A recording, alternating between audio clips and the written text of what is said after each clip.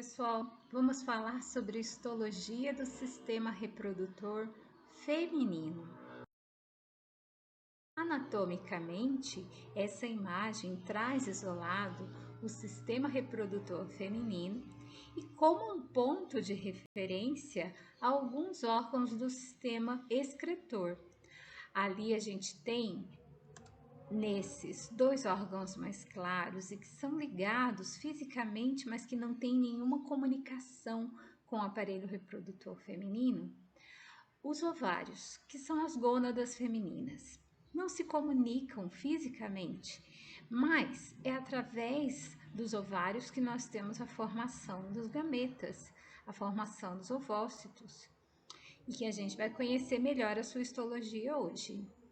A gente tem também um par de tubas uterinas, as quais estão localizadas lateralmente aos ovários, e elas, através dessas projeções aí de conexão com o ovário, que não se conectam fisicamente, mas que elas movimentam essas fímbrias no sentido de buscar os ovócitos que estão sendo eliminados pelo ovário e levá-los para o interior desses tubos que conectam com o útero.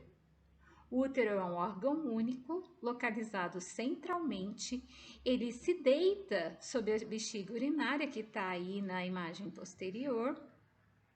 E é no útero que ocorre a implantação do ovócito quando fecundado e o desenvolvimento do embrião.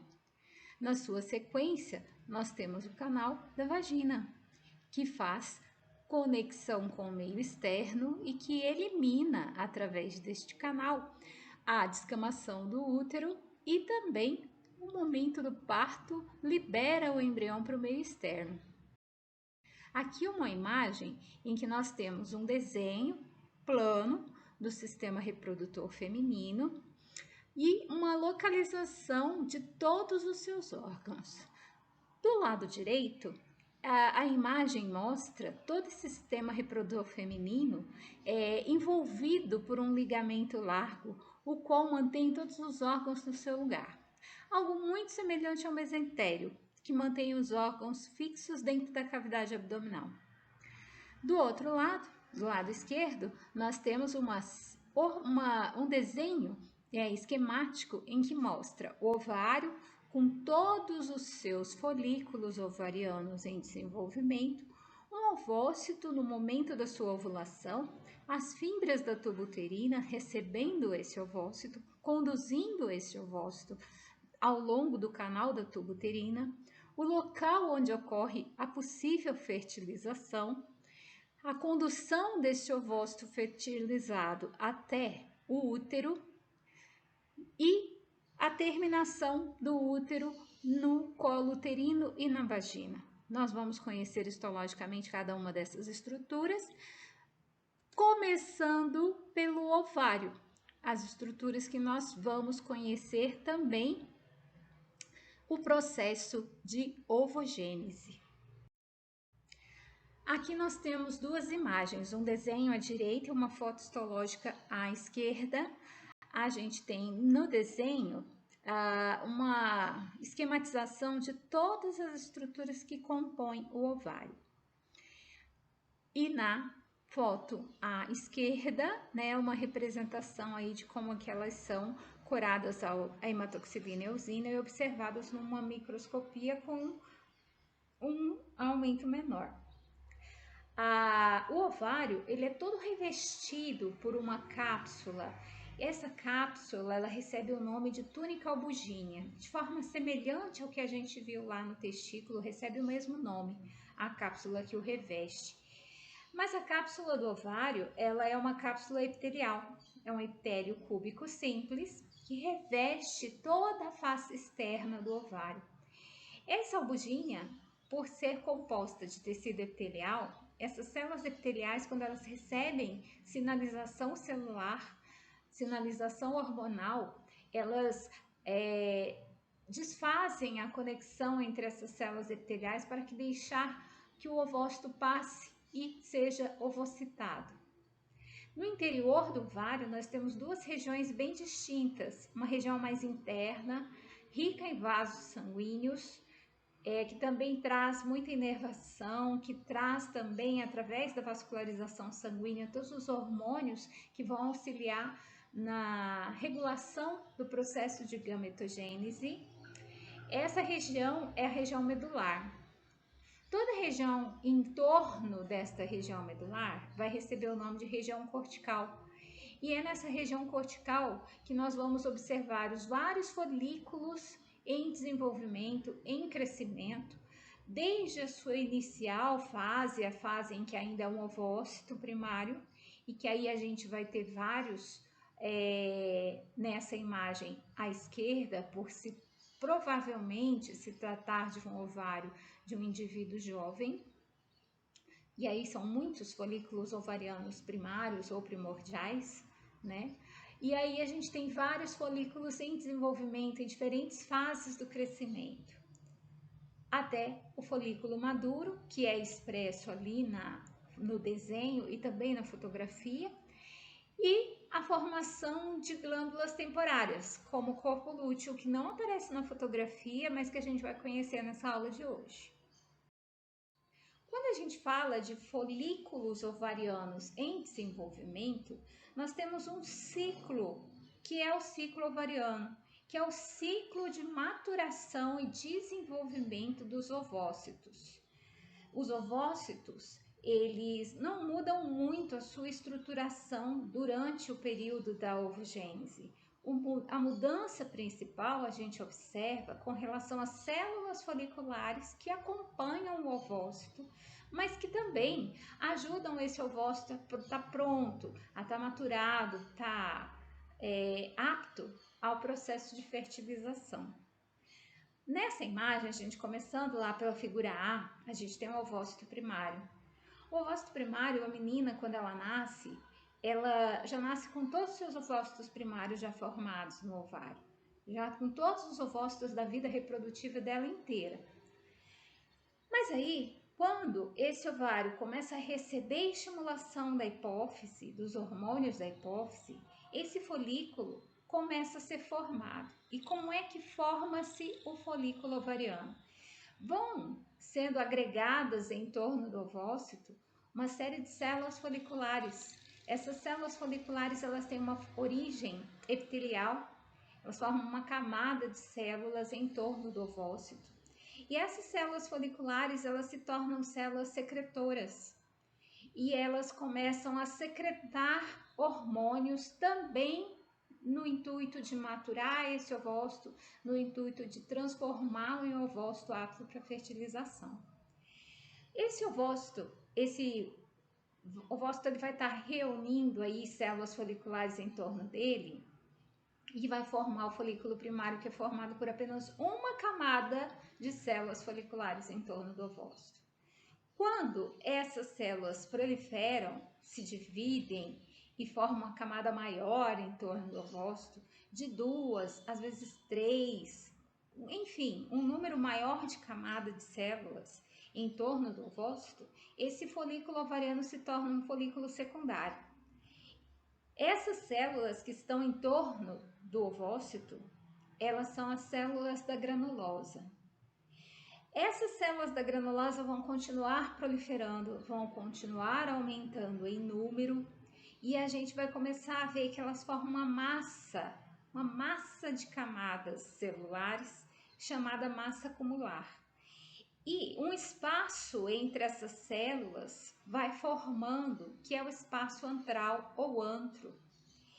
Esse folículo, que ainda é secundário, ele vai crescer muito, vai crescer bastante. Esse espaço antral também vai crescer bastante.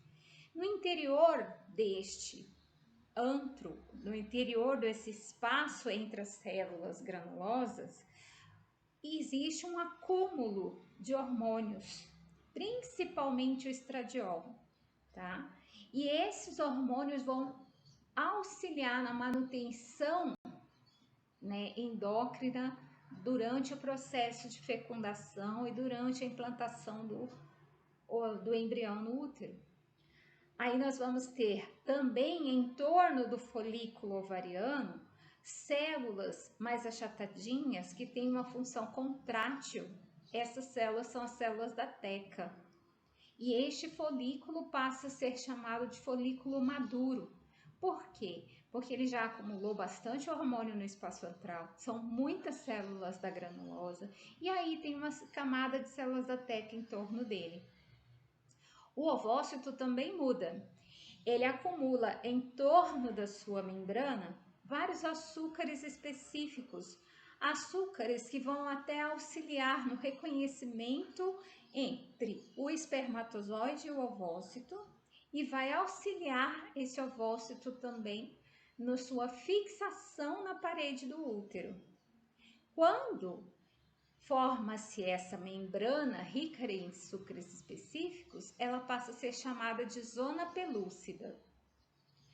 Numa próxima etapa, ali já na figura F, o ovócito ele foi liberado, ou seja, as células da teca contraem, esse folículo ovariano se aproxima bastante da cápsula do ovário, a túnica albuginha, e esse ovócito ele é liberado, ele é expulso do ovário.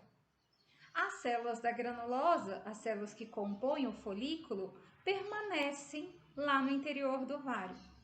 E aí, aquelas células que produziam muitos hormônios, principalmente estradiol e progesterona, elas vão se reunir e formar uma glândula temporária. Essa glândula temporária recebe o nome de corpo lúteo. Então, o corpo lúteo nada mais é que as células da granulosa que compunham o folículo ovariano maduro, que foram se reunindo ao longo do processo de desenvolvimento desse folículo, elas continuam produzindo hormônios e vai liberando esses hormônios, o estradiol e a progesterona, no intuito de fazer uma maturação da parede do útero e favorecer a implantação do embrião no caso desse ovócito ter sido fecundado. Mas aí aconteceu que o ovócito não foi fecundado. Finalizou-se o prazo, o período em que o ovócito podia ser fecundado e podia ser implantado na parede do útero, mas a fecundação não ocorreu e o embrião não se formou. O que acontece com esse corpo lúteo? Ele degenera, as células entram em processo de apoptose, ele degenera e forma-se uma cicatriz no ovário. Essa cicatriz recebe o nome de corpo albicans. E assim recomeça um novo ciclo de formação de folículos ovarianos. É um ciclo que não tem fim, mas que tem o seu período determinado de duração dentro do ovário. Aqui a gente tem uma imagem histológica de um corte corado pela hematoxilina e eosina, em que a gente observa o aspecto geral do ovário, a sua região central medular e a região cortical, repleta de folículos ovarianos de diferentes fases de desenvolvimento e maturação. Aqui, num aumento maior, nós vemos toda a região cortical. Essa lâmina faz parte do nosso acervo histológico.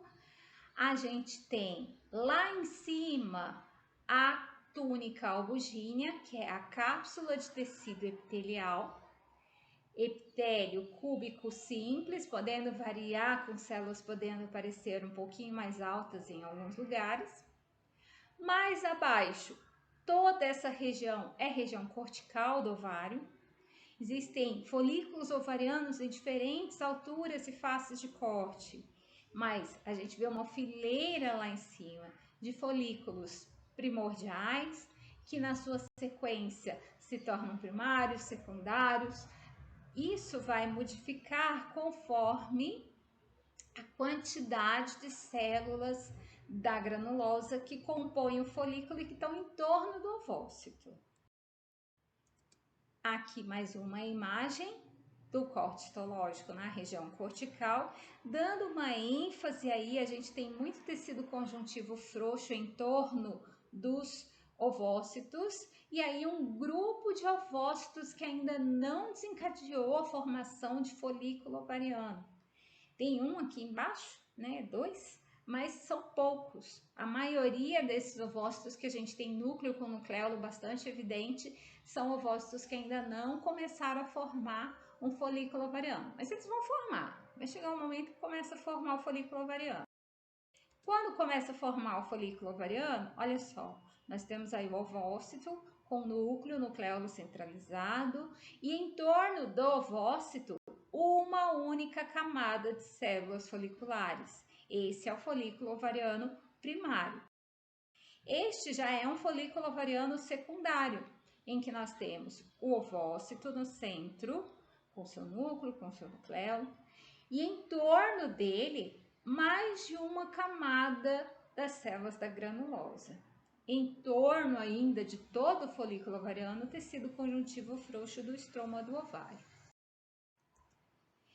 Esse também é um folículo ovariano secundário, mas já começa a formar em torno do ovócito uma membrana que vai ficando mais espessa em torno do ovócito. Já começa a formar a zona pelúcida em torno do ovócito.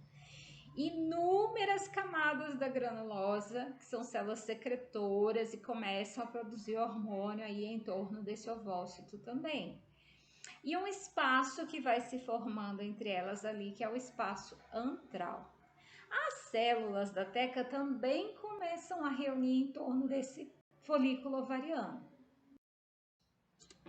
Aqui nós temos um folículo ovariano do tipo maduro. Ele tem ali um ovócito, né, já com a sua zona pelúcida bem formada. Em torno deste ovócito, células da granulosa, muitas células da granulosa, e um espaço antral. Esse espaço antral tem aí uma coloração rosada, que é o acúmulo dos hormônios estradiol, progesterona, produzido pelas células da granulosa, tá? E que estão sendo guardados aí no interior desse folículo ovariano. Em torno do folículo ovariano, a gente também vê essas células achatadas que fazem um movimento circular em torno do folículo. Essas são as células da teca. Mas aí liberou o ovócito que já foi aí expulso do ovário. O que fica no ovário é esse acúmulo de células da granulosa, que muda um pouquinho a sua morfologia, pois ela se transforma numa glândula temporária, o corpo lúteo. Essa glândula temporária vai continuar produzindo os hormônios que ela já produzia, só que numa maior quantidade. E aí isso vai ajudar na manutenção da parede do útero, secretor e um ambiente ideal para a implantação do embrião após a fertilização. Essa daí é a região medular do ovário, cheia de vasos sanguíneos, e que esses vasos sanguíneos vão trazer hormônios da hipófise importantes para a comunicação entre a hipófise e o ovário e a manutenção dos níveis hormonais necessários para formar o ciclo ovariano e o ciclo uterino. Como que funciona essa manutenção desse ciclo? A hipófise vai produzir continuamente FSH e LH. Na parte inicial do ciclo ovariano, que você conta desde o primeiro dia do ciclo, que é o primeiro dia da menstruação, começa a formação do folículo. E a proliferação de células da granulosa faz com que esse folículo cresça, que esse ovócito desenvolva uma grande zona pelúcida, e isso vai desde o primeiro dia da menstruação até o 14º dia do ciclo, que você conta como ciclo menstrual, mas é o ciclo ovariano que está acontecendo. Essa fase de 14 dias, em torno de 14 dias, vai ter uma grande liberação de FSH e LH pela hipófise. Essa fase é a fase folicular, porque o folículo se desenvolve, até que lá por volta do 14º dia ocorre a ovulação. Nessa ovulação, o ovócito ele é liberado do ovário, vai para a tuba uterina, e lá pode acontecer a fecundação desse ovócito pelo espermatozoide. Daí inicia a fase lútea. O que é a fase lútea? Aquelas células do folículo ovariano que ficaram no ovário, elas vão formar o corpo lúteo. Esse corpo lúteo vai crescer, ele vai desenvolver e formar bastante hormônio, principalmente progesterona e estradiol. Esses hormônios vão cair na circulação sanguínea durante toda essa fase lútea, que vai desde em torno do 14º dia até o 28º dia do ciclo uterino. Esse desenvolvimento só ocorre porque a hipófise libera LH. Agora é só LH que ela vai liberar, cair na circulação sanguínea e estimular as células foliculares a produzirem esses hormônios. Chegou no 28º dia, não ocorreu fecundação, não precisou implantar embrião. O que vai acontecer? Esse corpo lúteo vai mandar progesterona, estradiol na circulação sanguínea, isso vai chegar na hipófise como um feedback negativo. E esse feedback negativo vai fazer com que a liberação apenas do FSH cesse. E ele volta a liberar lá na hipófise FSH. Isso é um feedback positivo para o ovário de que num novo ciclo ovariano vai começar, porque aquele não resultou numa fecundação. Se ocorresse a fecundação e caso a mulher ficasse gestante, essa progesterona, esse estradiol ia continuar sendo produzido pelo corpo lúteo e esse corpo lúteo ia ser mantido durante todo o processo gestacional, mantendo o aporte endócrino, o aporte hormonal para que a parede do útero também se mantesse até o final do processo de formação do embrião. Agora a gente vai conhecer a estrutura da tuba uterina. Olha que linda, ela tem uma luz que é quase que fechadinha, porque o epitélio que faz o revestimento dessa tuba uterina é um epitélio que faz várias projeções na direção da luz. Essas várias projeções são também acompanhadas pelo tecido conjuntivo que o suporta. Essas projeções se chamam fímbrias e essas fímbrias se movimentam para impulsionar o ovócito no caminho ascendente na direção do útero. Essas fímbrias são revestidas por um epitélio cilíndrico simples, que também possui células secretoras. A base deste epitélio nós temos um tecido conjuntivo altamente vascularizado, tecido conjuntivo frouxo, e também um aporte de uma faixa de tecido muscular liso, contraindo essa tuba uterina e ajudando também na movimentação e no funcionamento do ovócito. Dá suporte para essa camada muscular um tecido conjuntivo mais denso, suportado externamente por um tecido epitelial pavimentoso simples. Aqui a gente tem um aumento maior, ainda na coloração de HE, do epitélio dessa tuba uterina, né? Que é um epitélio cilíndrico, simples, com células de revestimento e células que são células secretoras. Essa secreção, esse muco que é secretado aí nesse epitélio, auxilia na movimentação do ovócito na direção do útero. A gente também vê no ápice das células epiteliais a presença de cílios, então é um epitélio ciliado. E essas várias bolinhas que a gente vê aí junto com esses cílios, são bolinhas de secreção do muco produzido pelas células secretoras. Agora a gente vai conhecer um pouquinho da estrutura do útero, seguindo aí o trajeto que o embrião supostamente faria. Esse útero ele é composto por algumas camadas teciduais que variam o seu aspecto, principalmente a camada mais interna, ela varia o aspecto durante o ciclo, durante aqueles 28 dias de ciclo, que a gente viu o primeiro ciclo ovariano, agora a gente vai conhecer o ciclo uterino. Essa camada mais interna de tecido epitelial, esse tecido epitelial é um epitélio igual ao epitélio da tuba uterina, mas ele manda projeções na direção do tecido conjuntivo que o suporta. É um tecido conjuntivo frouxo que suporta esse epitélio. E esse epitélio, ele vai formar várias glândulas tubulares. Essas glândulas tubulares, inicialmente, elas são bem pequenas e vão se tornando profundas ao longo do ciclo ovariano, que reflete no ciclo uterino. Essa camada de tecido epitelial, com a formação de glândulas tubulares, que podem ser bem profundas, e um tecido conjuntivo frouxo que o suporta, forma a camada do endométrio. Na sequência, nós temos 3 camadas musculares: uma camada circular interna, uma longitudinal externa e outra circular mais externa. Essas 3 camadas musculares, que são o músculo liso, é a camada do miométrio.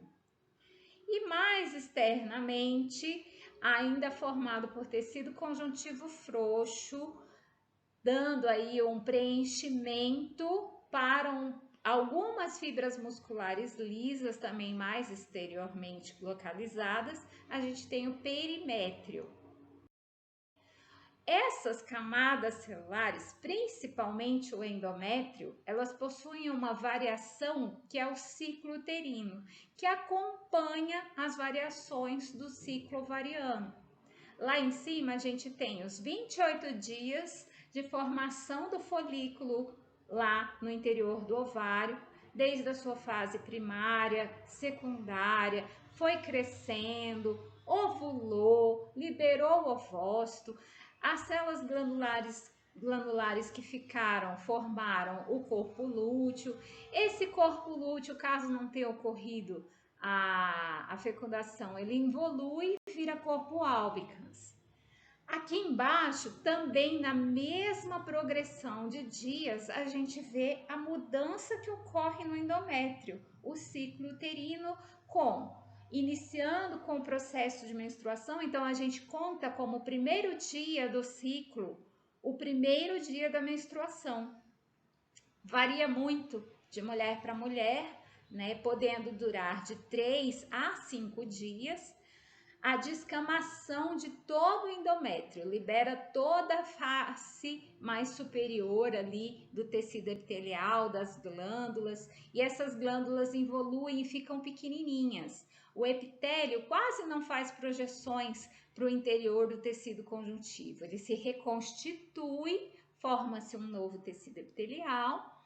Esse tecido epitelial ele vai crescendo, vai aumentando, vai fazendo pequenas projeções na direção do tecido conjuntivo subjacente. Lá pelo 14º dia, quando ocorre a ovulação, a liberação do ovócito lá no ovário, o útero vai começar a formar projeções grandes, formação de glândulas tubulares bem profundas na direção do tecido conjuntivo que o suporta.